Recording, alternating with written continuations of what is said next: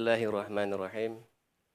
Assalamualaikum warahmatullahi wabarakatuh.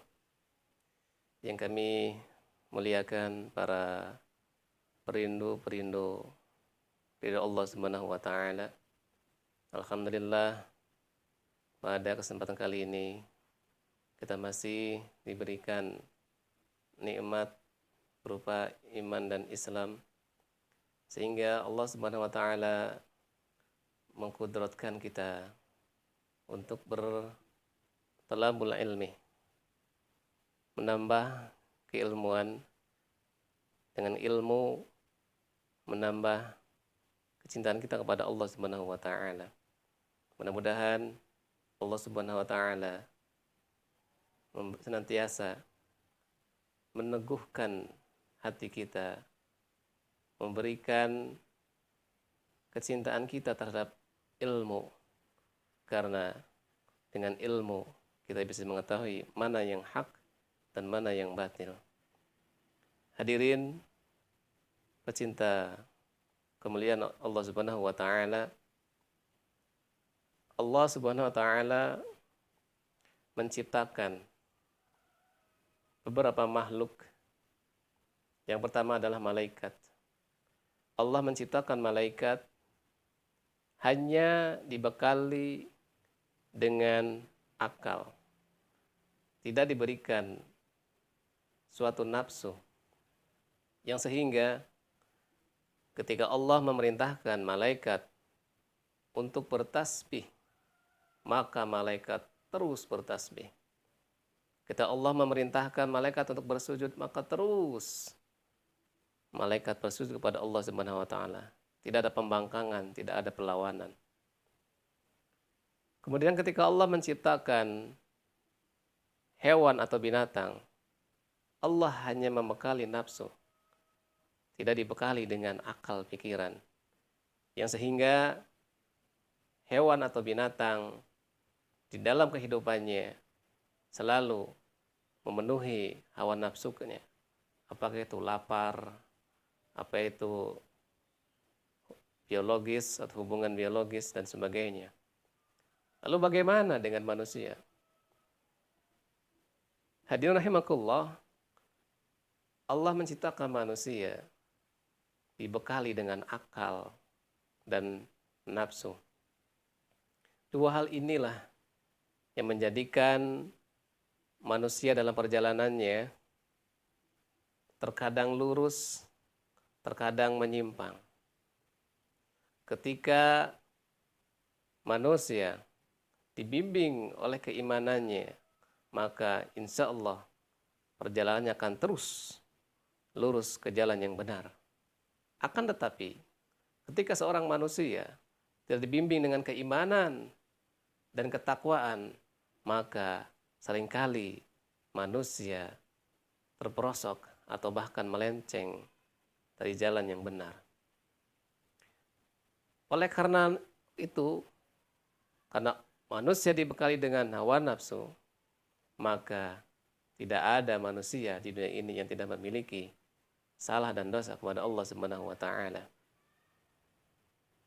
Akan tetapi, sebaik-baiknya manusia, jikalau dia melakukan suatu kesalahan, jikalau dia melakukan suatu dosa, maka manusia yang paling baik dan yang paling mulia adalah bergegas menuju ampunan Allah Subhanahu wa taala. Satu hadis dari baginda Nabi Muhammad SAW yang menjadi motivasi kita untuk terus menuju ampunan Allah Subhanahu wa taala yang berbunyi,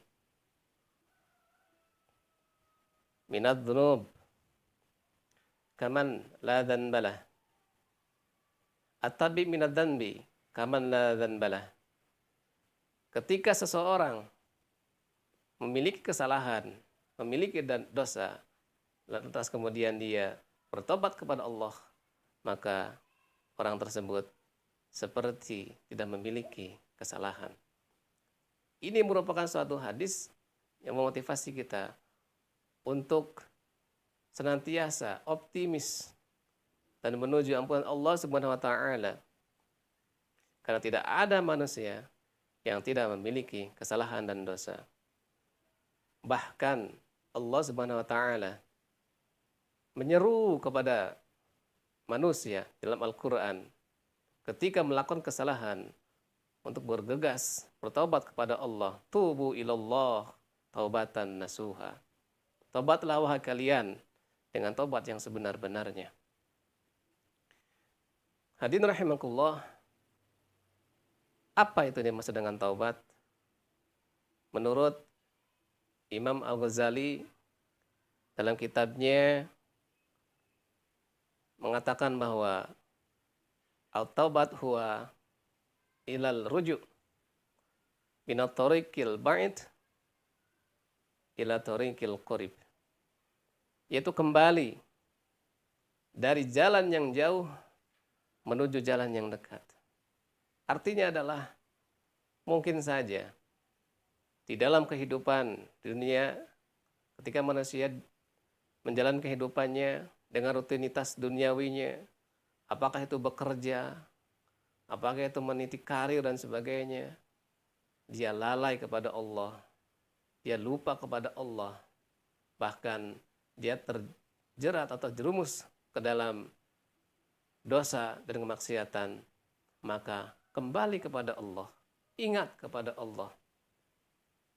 Itu dimaksud dengan taubatan minar ruju' ila tariqil ba'id min tariqil ba'di ila tariqil qarib.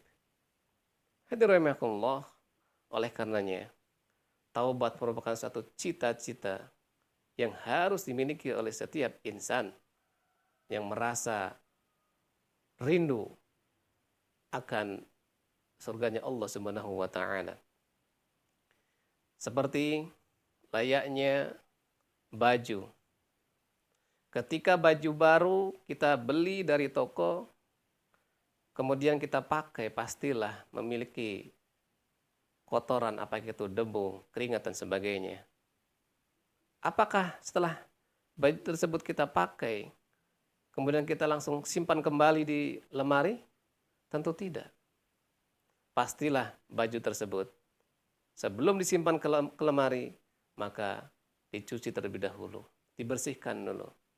Pun demikian, agar kita bisa kembali ke tempat kita yang mulia, yaitu Al-Jannah, maka mari kita bersihkan kesalahan kita.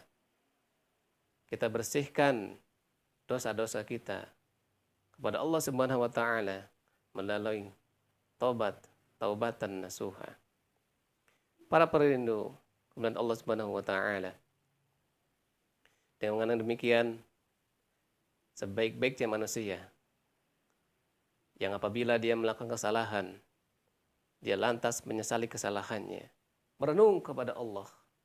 Bahkan mungkin saja ada sebagian saudara kita yang dia gemar melakukan kemaksiatan, tetapi dia belum bisa meninggalkannya. Tetap di tengah malam dia merasa menyesal, tetapi karena keadaan belum bisa dia lepas dari kemaksiatan, itu pun merupakan bagian daripada tobat. Namun tobat yang dimaksud tersebut adalah belum kepada taubatan nasuha. Itu tobat yang sebenar-benarnya. Oleh karenanya, marilah kita luangkan waktu kita. Kita sisihkan waktu kita, apakah itu di tengah malam atau ketika berzikir dan lain sebagainya, untuk kita merenung terhadap tingkah laku kita, perbuatan kita, yang di dalamnya pasti akan terdapat kesalahan dan dosa, apakah itu besar maupun kecil, apakah itu disengaja maupun tidak disengaja. Lantas mari kita perbanyak membaca istighfar kepada Allah Subhanahu wa taala. Mudah-mudahan kultum singkat ini membawa manfaat bagi kita semua, khususnya bagi saya pribadi dan umumnya para pendengar, yang mudah-mudahan semakin mendekatkan kita kepada Allah Subhanahu wa taala, menambah ketakwaan kepada Allah Subhanahu wa taala. Karena modal yang paling dibutuhkan agar kita bisa menuju surganya Allah Subhanahu wa taala adalah ketakwaan kepada Allah Subhanahu wa taala. Sekian yang bisa kami sampaikan, mudah-mudahan ada manfaatnya dan ada barokahnya. Wallahul muwaffiq ila aqwamit thoriq. Wassalamualaikum warahmatullahi wabarakatuh.